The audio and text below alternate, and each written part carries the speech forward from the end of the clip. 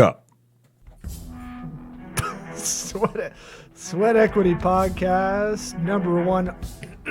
I said go. Oh my god. I'm going. Ugh. Number one. Dude, your fart before this was so bad. It's still here. Like the gnarly, like. Nar? Number one arbitrated comedy business podcast Sorry. out in the land. There's 900 million podcasts out there, and you choose to listen to this one. So we thank you for that. If you want to do us a favor and you don't want to hit up the ads I'm about to read out, you can go on Apple, iTunes, or Spotify. Give us a ranking or review. 5 stars is always the best. Leave a little phrase. We'll try to read it out on the podcast. We've got 65 reviews on iTunes, Apple Podcasts. We can do better than that. We've been around for about 5 years. Yeah. So, if you don't want to do that and you want to support this show, how about checking out our headline sponsor? Give me money. Which is FreshBooks. If I can bring up gofreshbooks.com/sweat. Gets you a 30-day free trial on your annual plan. That's gofreshbooks.com/sweat. Or is it try FreshBooks? Jesus, is this your first day here? I can't find my... I actually stopped myself from busting your balls earlier, and now Let's go, you FreshBooks. serve it right up. Oh I my couldn't god, I man. couldn't pull up my rundown. I got it. Let it. Keep it in. People like hearing the errors. It's it's staying in. It's gofreshbooks.com/sweat. Get a 30-day free trial. Get direct deposits the next day, unlike the competitors like Xero or QuickBooks. gofreshbooks.com/sweat. I'm not only a promoter, I'm also a user. That's gofreshbooks.com/sweat. And that hooks us up as well on this show. Our featured sponsors, ExpressVPN. Try expressvpn.com/sweat. Get you 3 months off of an annual plan. Don't let people know what you're searching on the internet. Yeah, it's not their business. It's I have a it's drop the business kind of that podcast. says that. Nice. We're both. It's not your job to That's make too excuses. low. Wow. Sorry. We're both It was firing. Lou Brown. We're both firing hot. Fine, man. Roan, the fanciest of fancy financial district Under Armour wear. Yeah. Try roan.com/sweat. Gets you 20% off using that link, or use the promo code BRIDGE20 to look fancy, to be a step above everybody else at the gym. Is that what the copy says? They don't tell you to say none look of that. fancy. No, we've never. They're way cooler than that. We've never used the copy they've given us Oh, for good. any ad. That's why we crush it. That's why we're number one. That's why you needed your rundown Yeah. to not read it. Yeah, Grasshopper. Try grasshopper.com/sweat. Gets you $75 off an annual plan for a business phone line. Don't have a Google voice line for your side hustle or your business.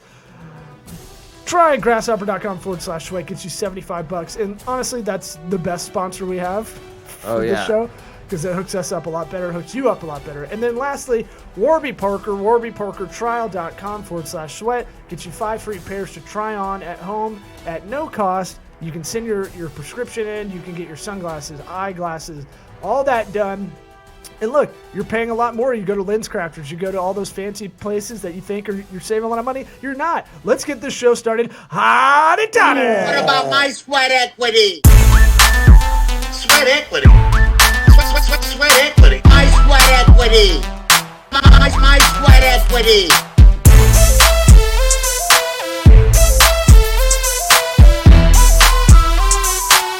Sweat equity. What about my sweat equity? How do you wear nice stuff and feel comfortable? You know, it's a question of looks versus sensation, and I think sensation is more important. God, it's like you came prepped for one-liners. Are we recording? That was the best bullshit answer I've ever said. Eric's face is great. I'm trying to understand. Sensation of feeling good or like touching your skin. If you say Feeling. confidently, it doesn't matter. That's what It's he's- true. See? Right, and I almost didn't say something. I was like, no, I don't want to sound stupid. You see what a little jacket and hair gel can do? I know, I'm totally out of it. I'm like, what do I say to that? He's so smart with that jacket. Well, and you've got a setting too. It's not just that. You have an ambiance. It's And like the digital fireplace. you've been places. Like it I've got okay. some surprises for you boys, too. There's a So stack of books That is you've the read before. Tallest stack of books I've ever seen.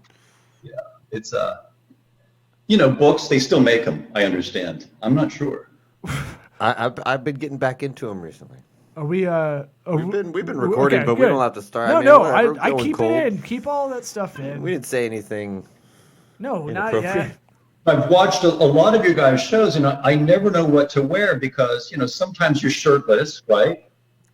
Well, we're trying to. Yeah, We're trying to get the double income, no kids crowd. right. Sometimes the podcast turns into a podcast. I get it, looking good. Sometimes we're trying to Single get. dads now. Yeah, sometimes we're trying to get the white trash moms. You never know what'll come. Maybe we can pull some. Chum the waters. Pull them away from those like murder podcasts and get some of that action. You had me at sweat equity. There you go. It's the titular line to what we're doing. But I'm glad to get you on. We've been trying to get you on, figure this out for like a year, man. And your schedule's busier than ours combined, I think. And then there was that little COVID thing, and everybody lost their mind. Yeah. Well, which is why you're not in studio for one reason, or we're kind of in a bit of a makeshift studio right now because it's like, what's the point of having a studio if we can't really get people? Yeah, that's why. That's one That's reason. why. Wait a yes Darn and coronavirus. That. Wait a yes and that. I'm saying, but even if I thought about it, even if we do want our own studio outside of Eric's party house, but outside of that, I don't think we could get people to come in anyway. So it's like, what would be the point right now until COVID? Well, I have to tell you, it's a little bit. I feel a little bit naked and exposed because you guys have these big, beautiful microphones hiding half your face, and it's hard for me to judge your reaction to anything I say. Oh, that's poor on our part. I pulled mine down. Almost as difficult to judge reactions as wearing this. It's a good point. David has put on a mask. Yeah, for the audio. For out the there. audio listeners out there. Let me ask you this, since this is a marketing podcast. What do you think of putting your brand on a mask? I'll let you guys answer first because I have some ideas on that. Well, I saw a comedian, Annie Letterman. She made merch out of it. One of my favorite things were, I don't want you to get offended, but she did this, and Eric can describe it, but that symbol, which You got to make me describe the Yeah. pussy licking finger I thing. had to Okay, do it. great. Okay. Yeah. Yeah. Yeah. Now I had to say it. Right. Yeah, I know. Icky. But I'm saying I didn't want to. she took it negative and made it a positive. With every bad, there's a good, right? I figure if everybody's going to have to wear one, why not? It's one of those things. I don't see myself buying a branded mask. I have literally cut sleeves off of shirts and put them on my face. Which isn't effective, but yep. Yeah, It's not- I know. it's not I'm not quite saying it's N95 quality. I'm just saying, like, I don't care to buy a branded mask, but at the same time, What about the matchy? I saw someone yesterday her mask matched his shirt. It was the same fabric. That's And too it was- far. oh, that's That's the like couple crossing over. Okay, yeah, that's the couple that sits on the same side of the table as each other, at the Well, diner. That's just You that's sit across from crossing- each other. That's just too far. The matching clothes it has nothing to do If with Eric a mask. and I were dating, that's the exact same thing if I put my hand in the back of one of his butt pockets. You ever see that move while you're walking? I'd do it too, though. That's It'd be a that's toe it butt makes it tough to pocket. walk. It looks like a 3-legged race. Yeah, it looks You guys want to get romantic? I'll just play a little music underneath you. we didn't know very there's nice. we didn't know there's a piano or keyboard right there. I don't know. Can you actually play, or is It's not coming through on our end. Not? It sounded like almost like a Tom Green intro. Like Well, it was romantic date music. I think you gotta plug that sucker into your computer. Man. it's definitely not the best audio quality? It's you gotta hardline that mother in there. You guys, like, all of a sudden you have mic in because you've got these big, bad boys. Big phalluses. Look, we're a dick joke podcast number 1, business number 2. So We don't hide it at all. We should. What's on your mind, fellas? Why are we talking? Talk Well, to me. I want to more thoughts on the mask. I honestly think at this point Americans like being branded. They like having a brand on their clothing that represents who they are, even if it's a little one. Actually, the smaller, if it's a pattern, that's more the female side of it, like a Louis Vuitton. But I do think wearing a Nike check, wearing a Under Armour or Adidas, you know, when you're a young guy, that's kind of a personality, sadly. Exactly. It's like almost a lazy way to demonstrate who you are as a person to somebody. Well, Eric, In let me my ask, opinion. what's on your shirt, Eric? I can't see it. I see there's something there. Okay. So my shirt says Knuckle Uncle, and it's a shirt that I made that I thought would be a funny band name. And then I came up with the little logo because I thought that'd be funny too. And it's a hand doing the shocker. So that does indeed demonstrate who I am as a person. And I made the shirt. So actually, I'm in pretty good shape on this one. But normally, I'm dressed like Law with nothing. It's like plain shirt, plain whatever. Like Yeah. I rarely have anything on my. And I used to make a lot of my own T-shirts like that too. Not as graphic because I like to wear them out, but What? I think there's something to be said about putting that originality somewhere, putting that joke somewhere, or just putting some kind of creative effort into T-shirts. Are easy to make now, but Well, I got one shirt with writing on it, and it's an NPR. It says NPR on it, right? Because I gave them $1 and they gave me a shirt. And I've been wearing it. And one day my dad asked me, "What is the shirt? What's the shirt about?" I'm like, "Well," he goes, this is true. He goes, "Newport Richie. Yeah. What are you advertising that for?" that's good. I like it. That is a very Tampa-centric joke. Yeah. Because I think Newport Richie all the time when I see it, especially here. People I listen think to Terry NPR down Gross, my girl, who, by the way, did you know Terry Gross does all her interviews like this? She doesn't do any of them in person. So for 30 years, they've been doing so much good audio cutting. Like apparently when you're the guest on Terry Gross's show on NPR, Fresh Air, you go into a booth and she talks to you just like this for like as long as video conference has been going on. Oh, from her house? And they just cut down the ums and ahs and all that. Isn't that That great? explains so much of what I don't like about those interviews. Well, look, They seem so fake. there's you a know? cadence, but she kind of created that cadence that she kind of made everybody kind of followed her, I thought. It's very horsey. It's very cloppity. It lacks. musical. Don't get me wrong.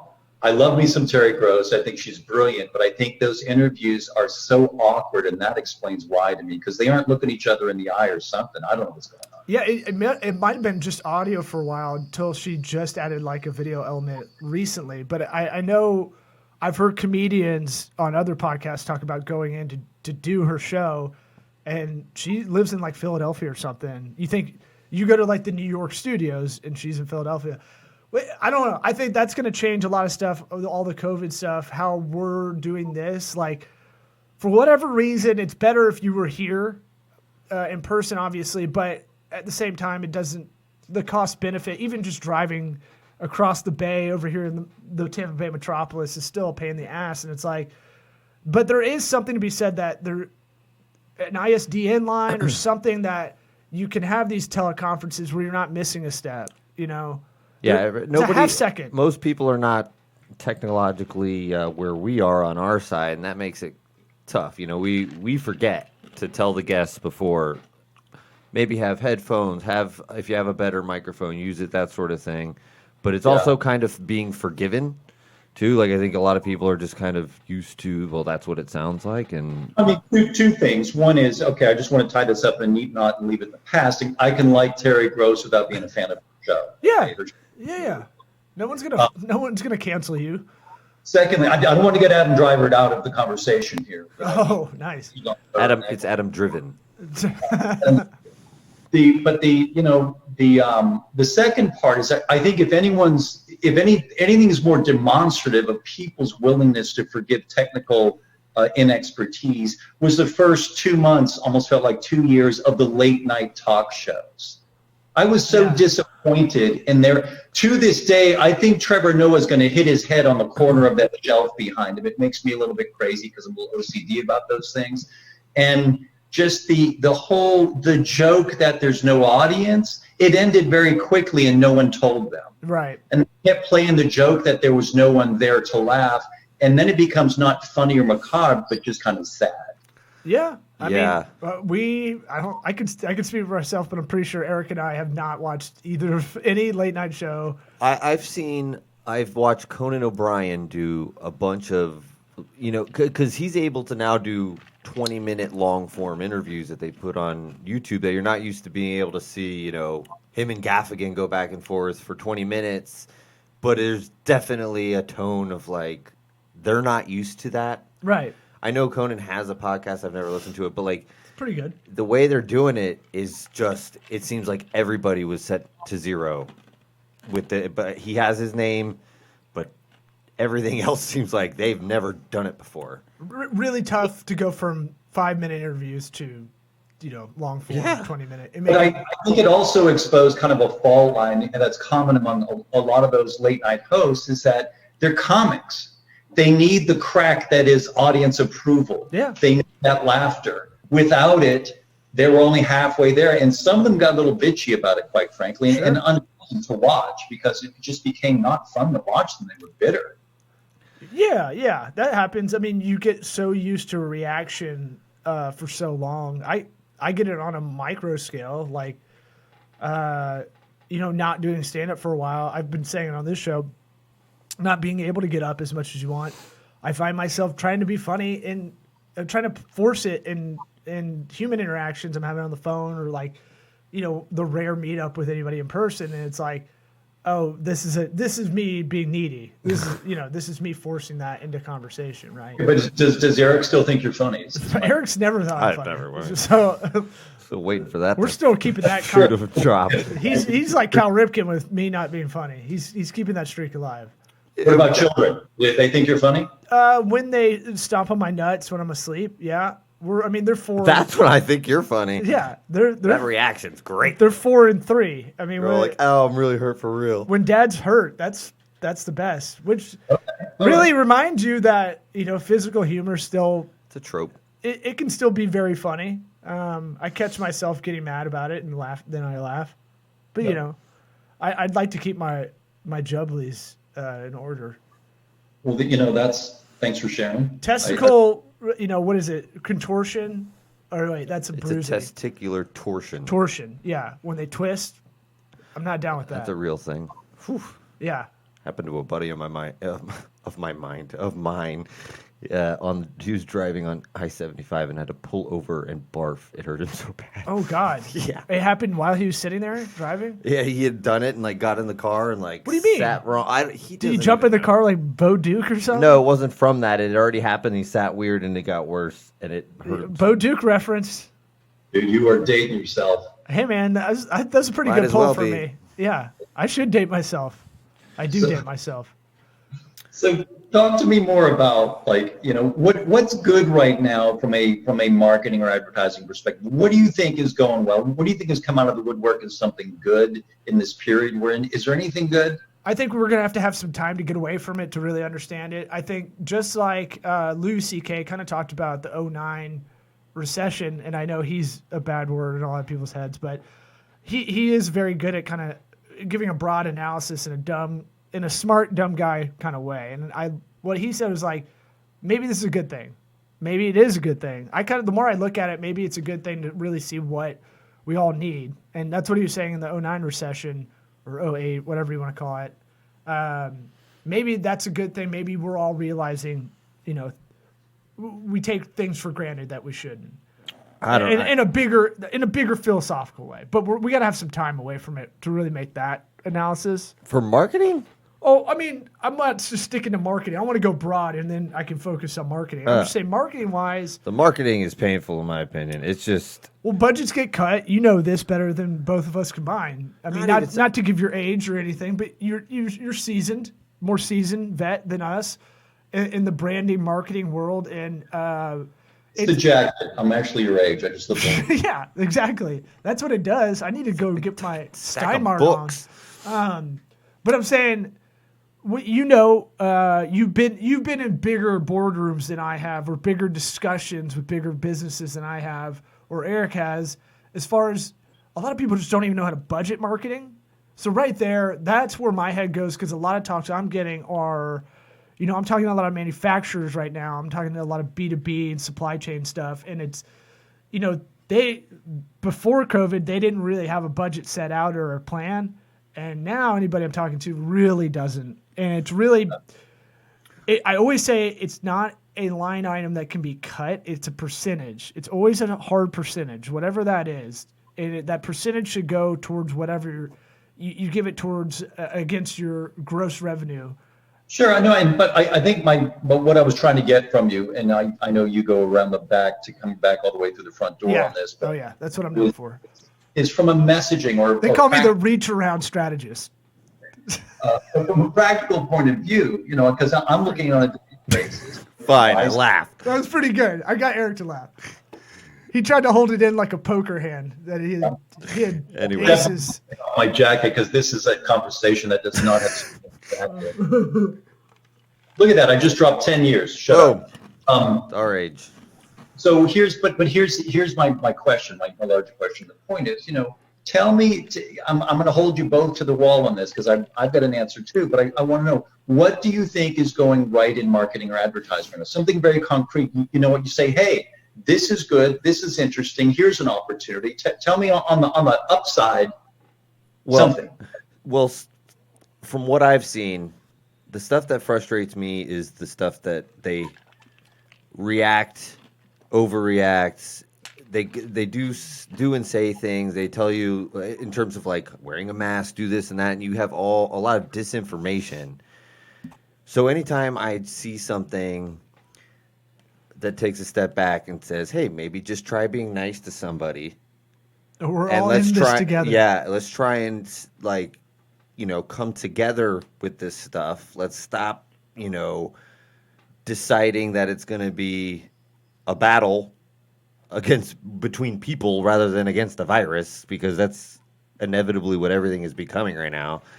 And it's really just anything that doesn't divide people up is better than what I've seen.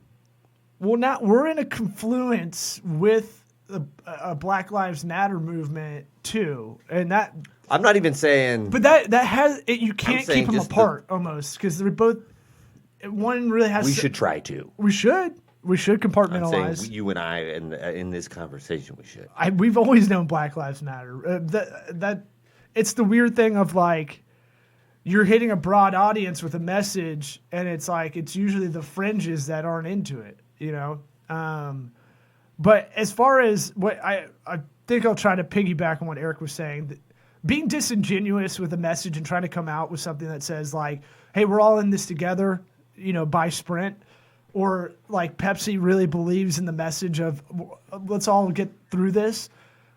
It feels disingenuous and has a negative effect. Well, come on, man! I feel like I'm trying to nail Jello to a fence here.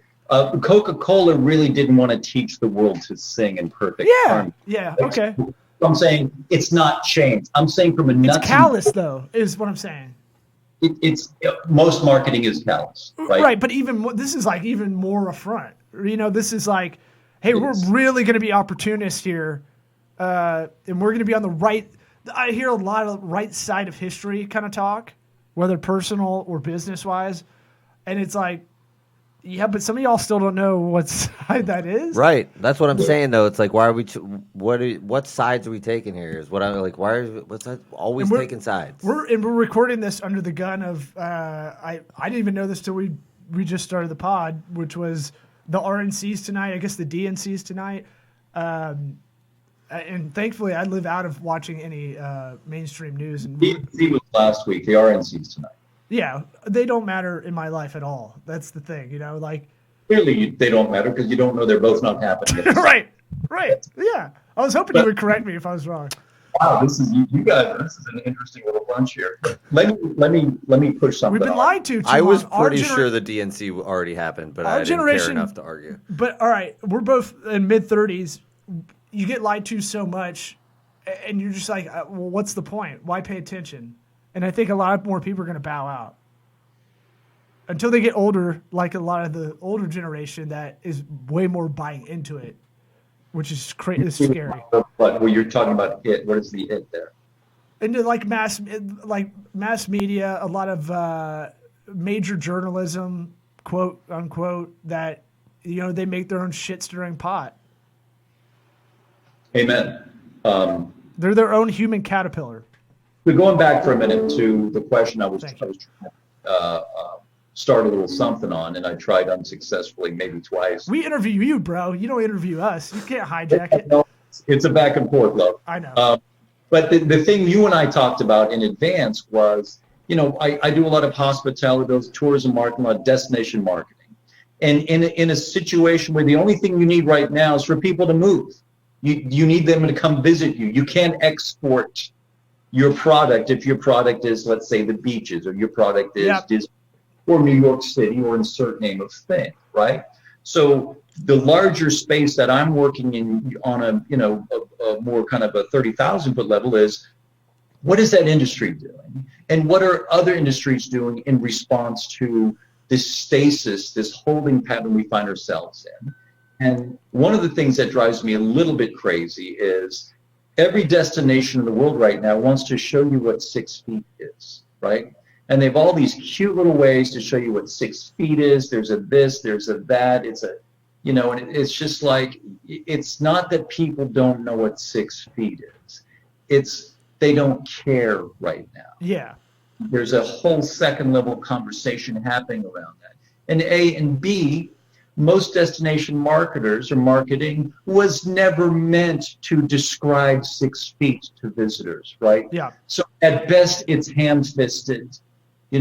At worst, it sounds like a CDC warning or whistling near the cemetery, or all this bizarre stuff going on. And where they're missing the boat is just go back to remind people about the things that made your brand, that made you love them to begin with. Don't do all of this crazy Ivan. You get the reference. Was it Hunter Red October when the guy does a crazy Ivan? He goes, anyway. Eye for an eye. That's all I got. Yeah, but the point being, I noticed that in a lot of almost all destination marketing, they get off message, and they go to a message because they think they're experts in communicating information about CDC, and I think it's a mistake. By right? Because it's left so broad because the CDC they can't be super specific for whatever reason. They have to make their position very broad. I don't get that, but then it's left to interpretation. Then as you get hired as a hired gun, you're going to figure out how to make that work for the brand that you're getting hired for sometimes. And it's like, the brand would be don't talk about 6 feet. Talk about COVID. Don't give your brand coronavirus. Yeah, but you and I are kind of called reckless a little bit sometimes in meetings, I'm sure, because we would take an anti-stance. Yeah, I agree with it though. Did you either of you? But it's going to circle back. Have a company that you ever came in contact to that did not email you their plans and for the coronavirus? Why was Hertz Rent-A-Car that I rented 10 years? Like, I don't care. Like, I don't need to know what Michael's art store is going to do about. Let's be cool to Michael's. I'm not I a fan love of I'm not a Joanne guy anymore. But the idea is the same thing. It's like, why? Why are you doing? Like, why does this need a response? Why is it? Because that takes money to send out those emails.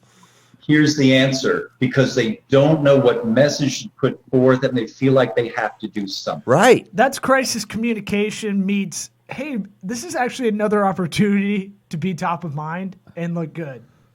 I've thought about that a lot. Why is everybody sending me their terms and conditions, their privacy policy updated, all in this last 5-6 month period? It's because we feel like we have to, and legally everybody doesn't want to be, an endless wallet. Or maybe or curse. Some unnamed are being a little bit disingenuous, and they're trying to act like they believe in you and care for you in ways where they don't. Exactly. And they're acting as this guardian that they've never acted as you before, right? Other than trying to sell you more insurance than you need for something of other rental cars. But I find it very sad that very big marketing agencies, all the way down to the in-house folks, can't understand what the drivers are. And the drivers haven't changed. Not the drivers of the car, the drivers of what their brand is. Right. Back to those levers. Pull the levers Don't be pulling these messages. Fear. Like fear. Your fear. Like use fear. Fear is their number one, right? Well, you Fear of said, missing out. That's what you can do for yeah, destination. well, yeah. Right? You're so maxed Maybe just out. keep fear out of One it. thing I never understood was the closing of beaches when no one wanted to be closer than 6 foot than the next person on the beach ever. That one did. I didn't get that one. I would have used that. So that's where I would have used that as that anti message. If I was in the destination marketing and say I had something that had any relation to a beach or a pool, I would be using that as the message. Something that I don't know Yeah. You where wanted to this be went 6 away. feet apart anyway. So Here's one I'm surprised no one's used. Seashell distancing. Ha, ha, ha, ha, right? And I'm surprised no one's used that because it's just so flat on its face. Talk about fear of missing out. A friend of mine is in the Cascades right now. He texted me this photo of him above the frost line, 7,000 feet on a beautiful lake. That would be the thing I would be fear of missing out right now, is that experience. That is the only thing I fear missing out. That's the only thing I fear is not having that experience. Get back to the experience that makes people love you to begin with. Stop giving your own brand coronavirus. oh yeah, it's a good way to put it. Yeah. You're infecting your own brand. Yeah. I mean, that's just doesn't have, it's very nice that it's a virus and it infects itself, but it could be anything But negative. But so we went macro to micro to come back and to give it kind of a button on this. It's all about being disingenuous, right? That's why I go broad, then I go small. I go big to small, man. Just want to show you where I was leading you in this discussion. Yeah, you really orchestrated that conversation. we talked I'm about sure. this before. We did a pre-pro interview. Yeah. Giant whiteboard behind it. You can't see it, but it's all. This is why I have the He avocado knew in the exactly what you'd say. What else is making you angry about this era, the core era? Do I come across as angry? Bottled up anger, but in a good way. No, it's passion. It's passion. It's Okay. hard to- I've referred to it as that too. I didn't sense anger. passion. I can hear it in Now your I key hear the anger. drops. I can hear it. That was Charlie's Angels theme when they go to commercial right there. Yeah. gosh. Now, So here's one right there. I got this today. You know, my favorite Crate and Barrel. Crate and the, Barrel the catalog, right? Okay. And at what point are they going to realize? And I'm not just saying Crate and Barrel. Pick up any of these, which come by the dozens. Once you sign up for one thing, you get on every damn list known to man, right? This entire thing has one brand in it, Crate and Barrel. Yeah. Opportunity on a spread like this to show love for other brands with other brands. Hey, how about a little food? What food is this? Oh, this is the such and such a dish. What utensil is that? Oh, that's from, you could do so much more with this than just only do Crate and Barrel. And I would look at it differently than, and it's not just Crate and Barrel. This entire thing hasn't changed in 40 years. The catalog, the Right. home catalog. Yeah. And I think there's an opportunity right now for it to, serve more than one master. That's actually. I love that idea. That's a really astute kind of angle because print is not. It's not going to increase, and so you got to figure out how to cut costs and make cross promotion, maybe with like Fresh Market, something that's attainable for that audience. Same audience like Crate and Barrel is yuppie white people that probably go Fresh Market or probably go Load to, them groceries into a Tesla. You could draw a line through this demographic, this psychographic, into easily 12 other brands that would make sense, right, to be in this. And the person reading this would be perfectly in sync with that offering. Yeah. And it's not just me. But I'll tell you what also, I look through it beginning to end every time just to look at it. And they do need something new. It needs something that it's like to get excited about. I don't get excited about anything coming in the mail. Oh yeah. I mean, It's just like most mail's garbage. I'll right? look at it if it's in my face, and from the walk from the mailbox to the garbage can. And I'll check it out. You But- can't not sign up for junk mail. So it does separate itself if you're getting that. But I've tried to undo myself Unsubscribe? from like, what is it? Retail Me Not bought them out, I believe. Like Valpak. Yeah, stuff like that. You can't get off junk mail because you don't know you're signing up for it for, a Yahoo account. And it's like, oh, by the way, or how about changing your address? USPS really hoard themselves out there, and they're like, Yes. "Hey, guess what? You can get on 40 different Well, things." I did the everyday or every Sure. door direct mail. I didn't need anybody's permission to stuff a bunch of mailers in there and send it to every house on the block. Like, you just pay for it.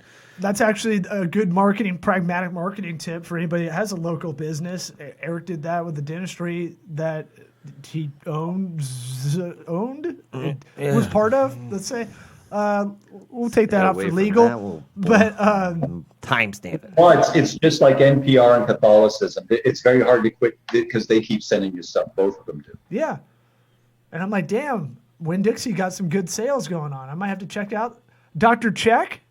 That's just as good as Dr. Pepper. same. I just said NPR and Catholicism. You go, yeah. Yeah.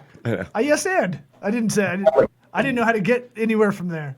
Well, That yeah, looks- Ignatius Riley and Terry Gross. They're the I same did- person. I didn't know. Yeah, I didn't. Dr. Check pedophilia joke I thought was coming for sure. No, Dr. Check isn't. And They hit him in New Orleans like they do with all of the Catholic priests. Phew! What? My dad won't be mad at me now. Anybody that needs that reference, go back to episodes like eight episodes ago. Sam Tripoli talking conspiracy theorists. He undiscovered the Jesuits and how they're ruining the world, basically. I totally remember that whole interview, So crazy. word for word. I love that guy, but Yeah. so crazy. Well, we only have a couple minutes left. We always want to ask this question to every guest we have. And Yeah. we'll have you back on, obviously. There's much more to talk about, but we try to keep it to about 33 minutes. If you could go back in a time machine to your 13-year-old self, what would you ask yourself? What advice would you tell yourself? What would you ask yourself? That's also a good question. Yeah. What advice? Yeah, so you can get you get in a time machine, you can go back to a 13-year-old you, give yourself some advice, and then you back. You only got a couple minutes. To paraphrase Stevie Nicks, time makes you bolder, even children get older. To be more aware of the passage of time and more aware that anything you're doing right now, anything you're doing in any given moment is fleeting, and there's a new opportunity the moment that passes. There's this permanence you feel when you're 13, like everything is going to last forever, because up until that point in your life, everything has lasted forever. Right. So the quickly you get used to ephemera and the rapid fire nature of existence, the better. You think your 13-year-old self is going to listen to something that poetic? Oh, hell no. I'm playing you as 13. I don't know what you just said, but tell me again. How do I understand that a little bit better? You didn't throw that part into it. That I a know. 13-year-old has to I know, understand but I know it too. I know you can take it. I wouldn't ask the guest this question if I didn't know he couldn't answer it. Now What's I'm up, You have a- boners? Listen. How would you get it through him to like a coach almost? Because that's how I think. All right, I get you. I would say be bolder, be faster, move quickly. There you go. Okay, that works. That's what you can take away. That's what everybody can remember. And then he would say, "Who the hell is Stevie Nicks?" And I would say, "Oh, I was gonna put that in there, but I didn't want to. I didn't. what's up with Terry Gross in the future?" Your age is a mystery, so I didn't want to ask, and I wasn't gonna make fun of it. If a 13-year-old knew who Stevie Nicks was, so Oh, definitely knew what Stevie Nicks. okay, just I don't know. I don't know. All right. Man. Well, dude, hey, thanks for coming on. We'll have you on again, maybe in person next time. We'll wear masks, and Yeah. Like the last thing I say on your podcast be, I listen to Wham. Good. Yeah. Perfect. we've said worse, much worse. This podcast we have. I'm an Andrew Wrigley fan, by the way, so it works. Let me upgrade that to good point. All right. All right, buddy. All right. Fellas, thank you, Eric Law. We'll talk soon. Thank ya. you, sir.